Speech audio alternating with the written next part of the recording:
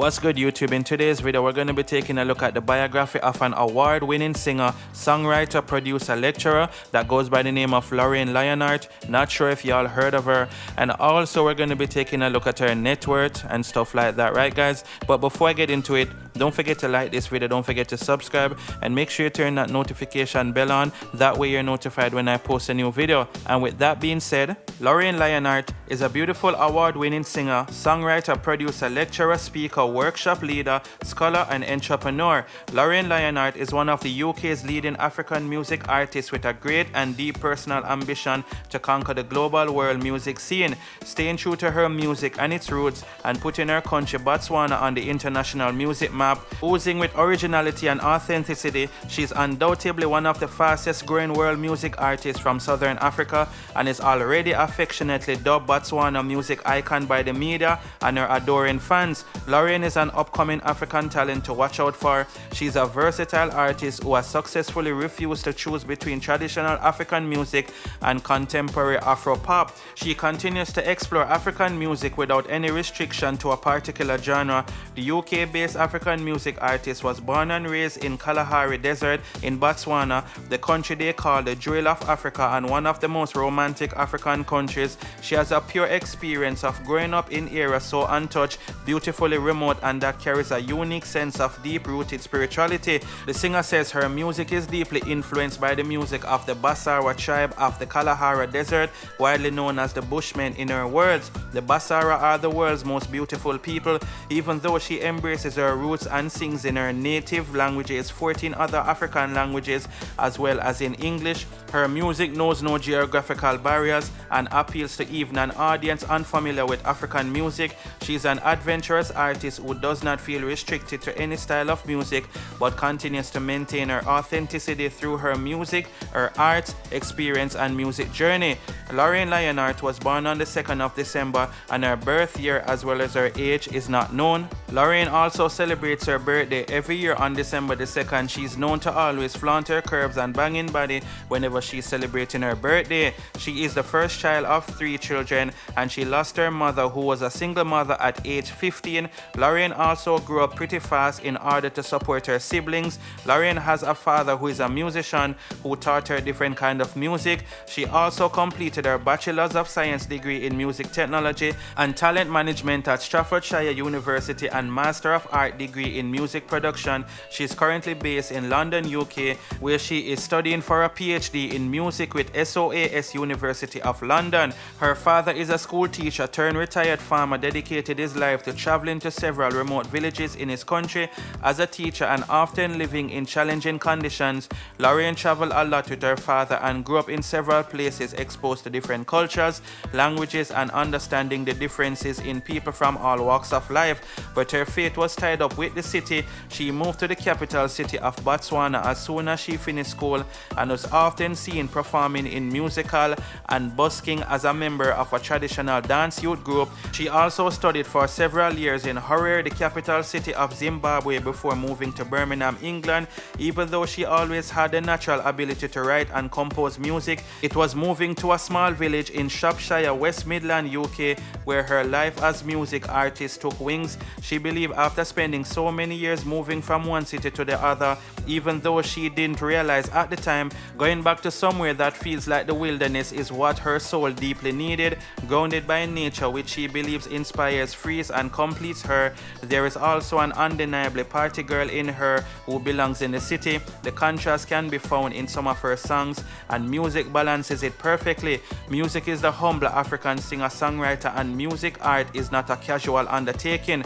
Lorraine has a massive vision for her music and takes it very seriously. She is hands-on artist and determined to win you over with her talent, her authenticity, sincerity, and sheer African beauty. She is available for corporate events, festival, and other music, arts, culture events, African music workshop, African theme parties, international, around Europe and around the UK, covering areas such as London, Cheshire, Staffordshire, Manchester, Liverpool, Birmingham, West Midlands, Shropshire, Wales, Cardiff, United Kingdom, Her unique, uplifting blend of African rhythm and soul will wow you guests or complement your event with just the right amount of subtle background music to create an impressive, ideal atmosphere. She's one of the UK leading African world music singers, specializing in providing entertainment for high-profile events, corporate and diplomatic events, festival and other music cultural events. Services are tailor-made to suit the client's need and deliver to exceptional standards with a repertoire of world music of ethnic, African origin and unique renditions of popular favorites. You can add that unique finishing touch to a special event whilst you and your guests dine. Enjoy drinks and mark best pour occasion with music from a professional singer, songwriter who is rapidly becoming a name to remember in the world music international scene, followed by thousands of world music lovers around the globe. Her music is also often featured in several radio stations including BBC Radio. She's no stranger to international stage, having headlines festival and performing countries such as Norway, Sweden, Hong Kong, South Africa, Switzerland, Nigeria, Botswana and United Kingdom. She offers both solo performances and band performances. Lorraine performs mainly her own original material, but also does unique versions of popular songs from artists who inspire her. She usually performs with a 6-piece band or more, but can also do stripped-back acoustic performances with just one guitarist, pianist, or percussionist. She enjoys collaborations with different artists and is a great team player who is always praised for her professional standards. She has performed extensively at music festivals around Europe and also at high-profile events such as the 2nd Annual African Capital Market Conference and EMEA Finance African Banking Awards, London, UK. Lorraine performed exclusively for Prince Harry and his wife Meghan Duke and Duchess of Sussex at a prestigious event to officiate their appointment at the new Commonwealth Youth Ambassadors. She represented her country Botswana at 4 prestigious multinational music events at the 28th Commonwealth Heads of Government meeting in London, UK. She also achieved one of her lifelong goals of performing at Fela Kuti's The Shrine in Lagos, Nigeria, where she co-headlined at the Celebration 2017, 2018 and 2019. She's also the founder of Amaka, an organization that specializes in delivering music of Africa lecturers and master classes to universities, colleges, music schools, events and more. She is also an outspoken artist who doesn't shy away from using her platform to speak on social issues. She was a panelist at Mochito Music Conference in Johannesburg, South Africa, where she spoke about indigenous sound and its global impact in the music industry. Lorraine is also available to speak at schools and youth groups, inspiring and advising aspiring young musicians about how to build a career as an independent, unsigned artist as herself. Lorraine also revealed that she's not married and not currently dating anyone. Lorraine in an interview revealed that, "I have to admit it's starting to get a little boring though, so hopefully God will bless me with that supportive husband someday soon. I am too lazy to date and sometimes too busy too, so I'm hoping my God given husband will somehow just come and knock at my door and save me trouble of having to go on random dates with random people while trying to find him." Lorraine has an 11-year-old son whom she gave birth out of wedlock. According to Lorraine, "My son is the reason why I strive for greatness, not to make a lot of money for him, but just to inspire him to also go for his dream, no matter what. He keeps me grounded. I love being a mother," she said. Lorraine is also one of the richest African UK-based singer-songwriter with an estimated net worth of about $300,000 US. So yes guys, that is the full biography of Lorraine Lionheart. I know it was a little lengthy, but obviously this is a full biography like I said. But definitely a very humble person, a very multi-talented person, you know, a singer, lecturer, she does it all. So, you know, obviously, you know, she deserves to have that money, and I'm pretty sure that she's going to be making more money in the coming future, because you can only go up from here, because obviously you're getting more followers on Instagram, and the way how the internet is working, you know, it's obviously working in her favor and stuff like that. The thing about it guys, it seems like she's also doing OF, you know, she's doing content over there, and you know, OnlyFans and stuff like that. You know, I've seen some pictures, you know, she's putting out some stuff and stuff like that, but I'm not really gonna get into that part in this video. You know, I think I'll do that in a separate video. Well, maybe I'll do it in a separate video, but you know, you'll have to subscribe to my next channel, Twerk Video 2. You know, over there you can see, you know, content like that and stuff like that. I will not be posting it on this page. But yeah guys, that's it for the biography of Lorraine Lionheart. If there's anyone you'd like me to feature, just leave it in the comment section. And thanks for watching the video. Don't forget to like, share, subscribe, and oh guys, let's see if we can hit 500 likes on this video. I would definitely appreciate it. And thanks for the support, and I'll see y'all in the next video. Stay safe. Peace. I love singing in so many languages except French, you know. So when I was doing Chocolate, the album Chocolate, I had a song in there because I'm always like experimenting with lots of languages. Like honestly, seriously, like so far, if you didn't know, I have songs in like I think 17 languages right now. I know, it's my flex. I have songs in 17 languages, you know. So yeah, I'm just crazy about languages, but they're mostly African languages. So well, it's English, Spanish, and French, but the rest, it's just African languages from anywhere in Africa. I'm always like willing to experiment with languages. So in Chocolate, I was like doing the same thing, you know, with language. Sukus, you know, guitars, you know, like that Congolese flavor and whatnot. So I just thought to myself, yeah, let me just throw in some French, you know, in a verse or something. That was like the worst decision ever. Because that song was a fucking pain in the ass to record. Because, oh, I hated singing in French. I'm sorry, you know, if you're French and you're offended with this, I'm sorry. You know, your language is beautiful, but nah. I don't want to sing that shit again. It was such a pain in the ass, you know. Like, it was like only a few lines, but damn, I struggled. But you can give me any African language. Honestly, I would just kill it, you know, in a song, just like that. You know, it doesn't matter if I don't speak the language, but French. Mark says your body is fire. Thank you, Mark. And Mark is, according to his profile, he's a comedian. I used to have this fantasy, you know, that I'd love to marry a comedian. You know, I think it's because I just, you know, I like people who don't take themselves too seriously. But yeah, and I think if a comedian hooked up with me, I think I'd be an asset to them, to be honest, because I'll be writing his material. You know. But nah, I've given up that fantasy now, you know. I just want somebody with a pulse, you know, at the moment. You know, do you have a heartbeat? You know, can you breathe? That's all, you know, we're good to go, baby. Right. Okay, somebody here go Eddie. Eddie says, midnight greetings, Lionheart. But you know what I think? Midnight greetings. I think what actually happened with Eddie, he must have done all kinds of booty calls and failed, you know? And then just thought, shit, what do I do with myself now? I then came to Instagram. It was like, Lionheart. And just sent a message, you know. But Eddie, okay, I'm just taking the piss, but hey, thanks for the message. Greetings, midnight greetings. Right. Okay, who else is here? Huh? Okay. I have to skip some of this because there'll be like business inquiries and shit, and it'll be very unprofessional for me to be like taking the piss out of them, right?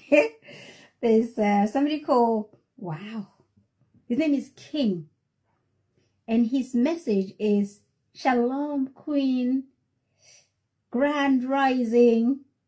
Wow.